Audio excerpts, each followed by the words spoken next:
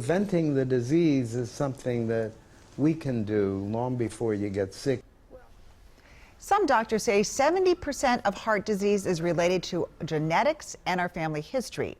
Despite what we hear about diet and exercise, looking into our past may be the best way to predict our future when it comes to heart disease. As important as my family is to me, it turns out they're even more important when it comes to my health. When someone asked if I wanted to find out what my chances for heart disease looked like, I was a little bit nervous.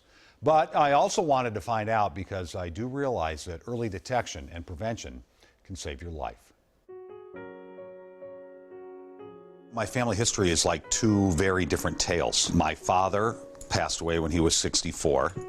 He had a brother that died when he was 51.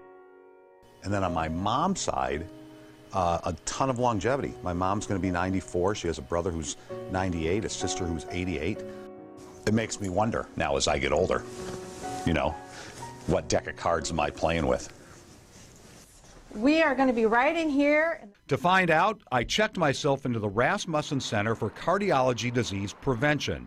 The clinic at the University of Minnesota is a one-stop, 2-hour heart checkup designed by Dr. Jay Cohn. We're measuring the early biological phases of heart disease. The 87-year-old cardiologist explains this is not how the medical community typically treats a disease more deadly than any cancer. Half the American population is going to die from a cardiovascular morbid event. Did you have any nirvana moment or something that made you say, I need to take a different approach?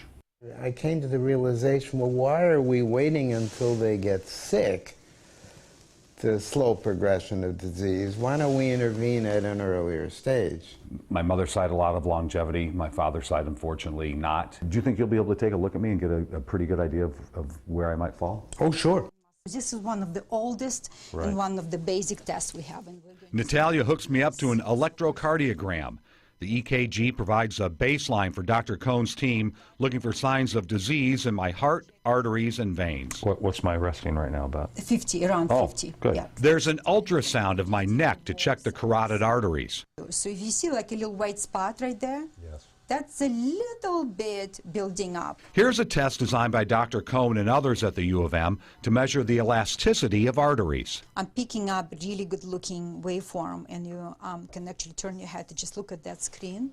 I'm predicting a very good results of that one. Then a look inside my eyes where blood vessels can mimic the condition of arteries near the heart. Thankfully, nothing shows up like this example of someone with multiple blockages. And go! Okay? This test checks for shortness of breath. You're really, really good up there. So machine will take 2, give us average, and we're going to... My wife would say a lot of hot air, Natalia. Well, you know... If you score 0 here, that means all the tests we did on your heart and blood vessels were normal. Nurse practitioner Lynn Hoke reviews lab tests, family history, diet, and exercise. If you score 20, that means they're all abnormal. Okay. So based on that score, we decide how aggressive we need to be with prevention. At the end of my 2-hour appointment, I'm anxious to learn the results. Well, the good news, Frank, is that you look more like your mother than your father. That's great news. That was a relief. It is, I bet. Yeah, so they send you some material. I just got it a couple weeks ago. I didn't get a perfect score because of primarily the little piece of plaque buildup they found in my neck. They gave me a 3. They want me to come back and check on all this in about 3 years. But as you can imagine, you know, it was a huge relief to find all that information out. And then Dr. Cohn joked and said, you know, if you take care of yourself, you might live to be 100. But you'll outlive me. That's great. I don't want to. That's great. I love the fact that you get the results immediately. I think you don't have to wait. Right. So if somebody wants to go get this done, because I think there are people who would be interested in this, you know, I think who so, have family too. history. Do they pay for it? Does insurance cover it? How do they go about doing it? You know, I went through the regular process, so insurance covered it, other than a copay for me, which was minimal. But if you don't have insurance, the out-of-pocket cost is about $1,500 to do that. However, I think most insurance covers it because it's all some really standard stuff. And what we didn't show you, I had a blood test as well, but fascinating. You're healthy. I feel heart a lot healthy better. at least. Yeah, at least that way, for sure. So.